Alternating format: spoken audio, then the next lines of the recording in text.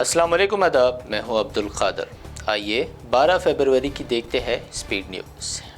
ترکیہ میں زلزلے کی وجہ گھروں سے محروم متاثرین کے لیے 1 سال کے کرائے کی ادائیگی کا ترک صدر ایردوان نے کیا اعلان، کہا ہم بھرپور مدد کو تیار۔ WHO کے سربراہ ڈاکٹر ٹیڈروس پہنچے زلزلے سے متاثرہ شام، وہیں ادارے صحت نے کیا اعلان ترکیہ اور شام میں زلزلے سے 26 ملین افراد متاثر۔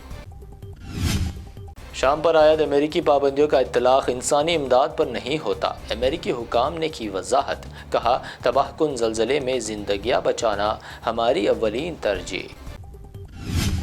اقوام متحدہ کی شام اور ترکیہ کے زلزلہ متاثرین کی ہنگامی امداد جاری، متاثرہ علاقوں میں تقریباً 130 بین الاقوامی سول امدادی ٹیمیں کر رہی کام۔ چینی غبارہ معاملہ، امریکہ نے 5 چینی کمپنیوں اور ایک تحقیقاتی ادارے کو کیا بلیک لسٹ، کہا یہ ادارے جاسوسی سے متعلق خلائی پروگراموں سے جڑے۔ ہفتے کی رات یوکرین کے کئی علاقوں میں فضائی حملوں کی وارننگ جاری، سنی گئی سائران کی آوازیں، ملک کے 50% توانائی کے بنیادی ڈھانچے تقریباً تباہ۔ اسرائیل میں قانونی اصلاحیت کے خلاف 80,000 سے زائد افراد کا احتجاج، نئے قانونی اصلاحیت میں سپریم کورٹ کے اختیارات ہو جائیں گے محدود۔ فرانس کے پیرس میں متنازع پینشن اصلاحیت کے خلاف چوتھی عام ریلی، لاکھوں مظاہرین نے صدر میکرون کے پوسٹرز اٹھا کر لگائے نعرے۔ آسام میں کم عمر شادیوں کے خلاف جاری مہم میں شدت، اب نابالغ لڑکیوں کی شادی میں شریک مہمانوں کو بھی بھیجا جا رہا ہے جیل۔ RSS اور BJP سے ہماری کوئی مذہبی یا نسلی عداوت نہیں، مولانا محمود مدنی کا بیان، کہا یکساں سول کوڈ کے ذریعے ملک کے اتحاد و سالمیت کو پہنچائی جا رہی ٹھیس۔ بھارت مسلمانوں کی جائے پیدائش، مولانا محمود مدنی کے اس بیان پر BJP لیڈر مختار عباس نقوی کا رد عمل، کہا کچھ لوگ بلا وجہ فرقہ وارانہ کشیدگی پیدا کرنے کی کرتے ہیں کوشش۔ لکھنؤ میں all India Muslim personal law board کا اجلاس، گیان واپی تنازع، UCC سمیت مختلف امور زیر بحث، لاء بورڈ نے کہا شہریوں کو مذہبی آزادی کا بنیادی حق۔ PM مودی نے دہلی ممبئی ایکسپریس وے کے پہلے مرحلے کا کیا افتتاح، پروگرام سے کیا خطاب، کہا یہ ہے ترقی یافتہ ہندوستان کی تصویر۔ ڈیموکریٹک آزاد پارٹی کے سربراہ غلام نبی آزاد نے کی بنگال کی CM ممتا بنرجی کی تعریف، دعویٰ کیا کولکتہ ملک کے صاف ترین شہروں میں سے ایک۔ دہلی کے ڈپٹی CM منیش سسودیا نے لیفٹیننٹ گورنر وینے سکسینا کو بنایا تنقید کا نشانہ، کہا LG کو دہلی حکومت کے فیصلوں کو پلٹانے کا کوئی حق نہیں۔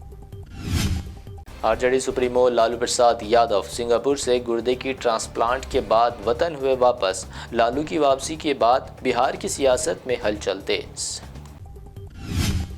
دہلی شراب اسکیم میں گرفتار بچی بابو گورنٹلا کو 14 دن کی عدالتی حراست میں بھیجا گیا، شراب پالیسی کے نفاذ میں مبینہ کردار ادا کرنے کا بچی بابو پر الزام۔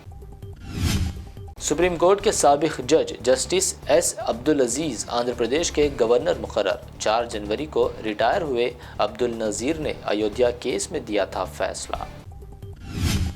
BJP تلنگانہ میں حصول اقتدار کی دعوے دار، تلنگانہ BJP لیڈروں سے امت شاہ کا ہنگامی اجلاس، انتخابی حکمت عملی کی تیاری پر کیا تبادلہ خیال۔ حکومت تلنگانہ کلینکل اسٹیبلشمنٹ ایکٹ کو روشناس کروانے کی کر رہی غور، خانگی دواخانوں پر کنٹرول کرنے عنقریب قانون سازی کرنے کا منسٹر ہریش راؤ کا اعلان۔ نوجوانوں میں بڑھتا ڈرگس کا استعمال، مجلس فلور لیڈر اکبر الدین اویسی نے اسمبلی میں اٹھایا مدعا، KCR حکومت سے نشاور اشیاء کے استعمال پر کارروائی کا کیا مطالبہ۔ رات میں دکانوں کو کھلے رکھنے والوں کو پولیس کا چالان، فٹ پاتھ پر کاروبار کرنے والوں کو جیل بھیجنے کی سزا ختم کرنے کا MIM MLA سید احمد پاشا قادری نے اسمبلی میں کیا مطالبہ۔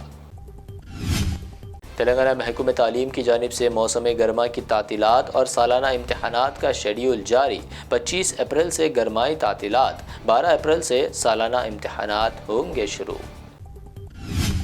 ٹی پی سی صدر ریونت ریڈی کی ہاتھ سے ہاتھ جوڑو یاترا جاری، ہر روز ریلی میں ہزاروں افراد کی شرکت، دعویٰ کیا تلنگانہ میں کانگریس بنائے گی حکومت۔